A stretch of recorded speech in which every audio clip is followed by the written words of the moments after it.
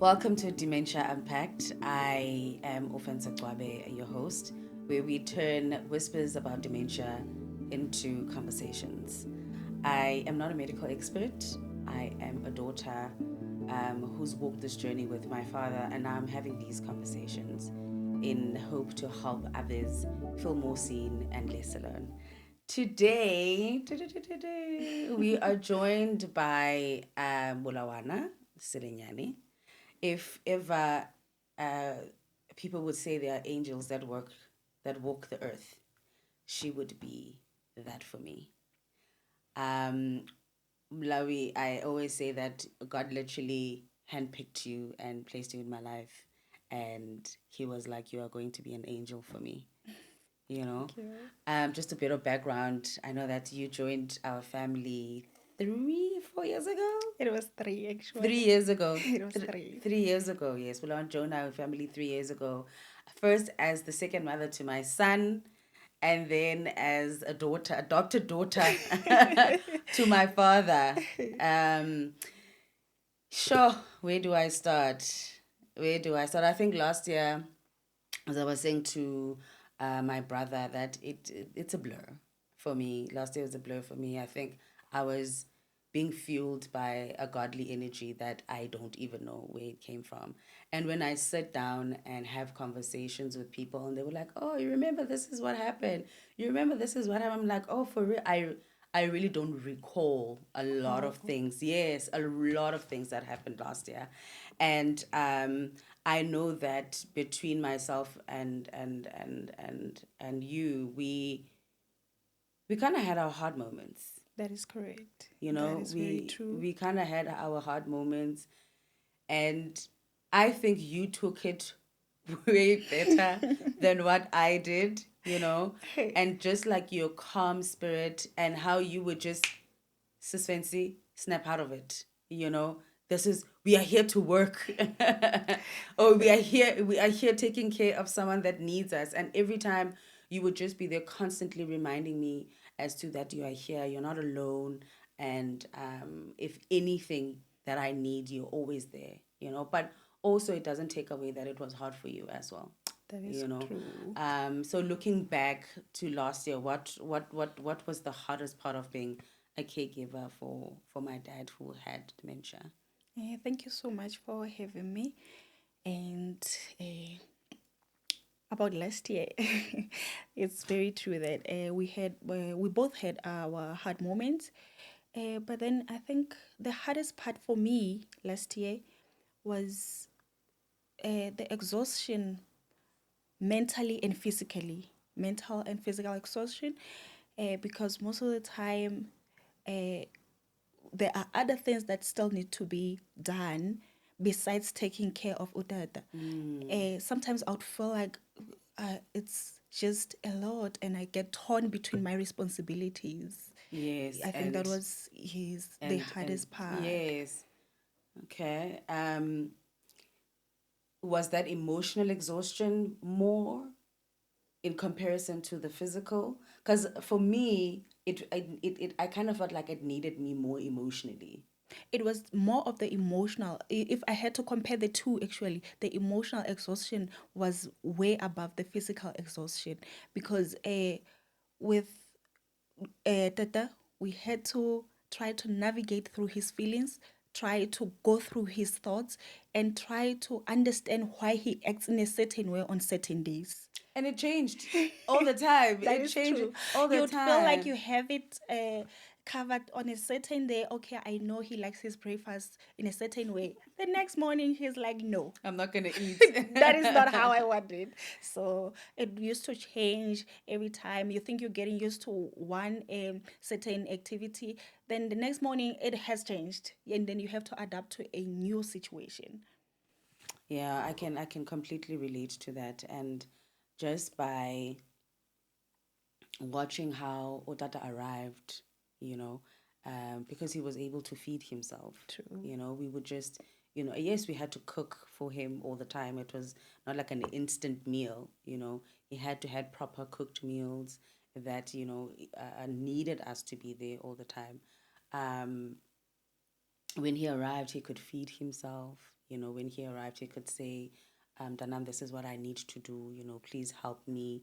And then there was a point where he just declined, where he couldn't hold a spoon. Yes. I actually remember the time when the time that I noticed that he could not feed himself. He was holding a spoon and it just dropped.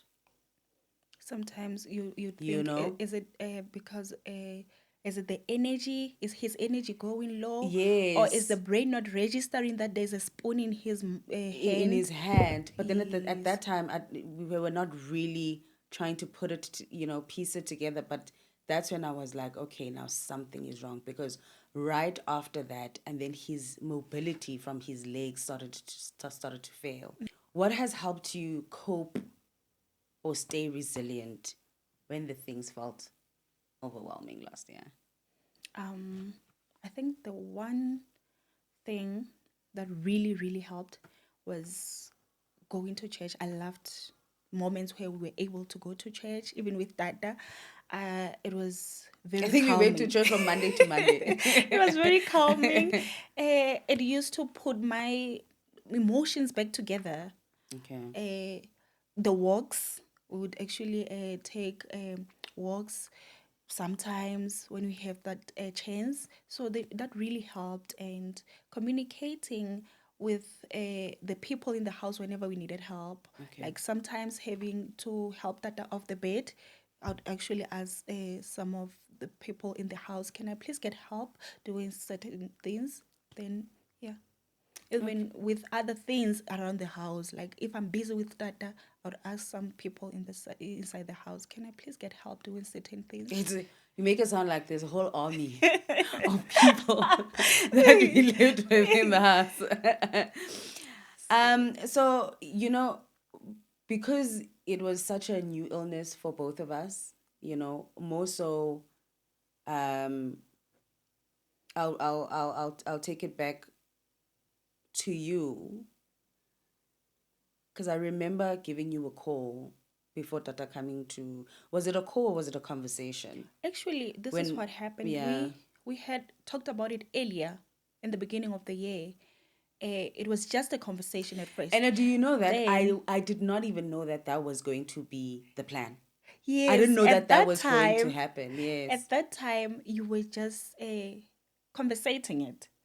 And then you asked me how would it feel for you if Tata came here, and then when you left for Cape Town, you were just going to work. Then a phone call came. I'm coming with Tata. That was you breaking the news, and we hadn't really prepared our thoughts for that during that time, because I think both of us did not know that it would happen that soon. Yes. Um, but you know what? I don't know if I've said it enough. I always say thank you. I always say thank you. I always say thank you. And even in moments where thank you is not relevant, I always say, Ulawi, I thank you so much, because I don't think I would have gone through last year without you being there. You you know are. I don't think, because now you have basically transformed into a caregiver. You've got the skills now to say that this is actually how a person with dementia could be Be taken care taken of. care of. you know and if ever there was anything you could say to people, as to how caregivers can be supported, how would that be, or what would that be, or how would that look like? I think the most important thing on supporting the caregivers is constant education. It does not matter how long the person has been doing the caregiving job.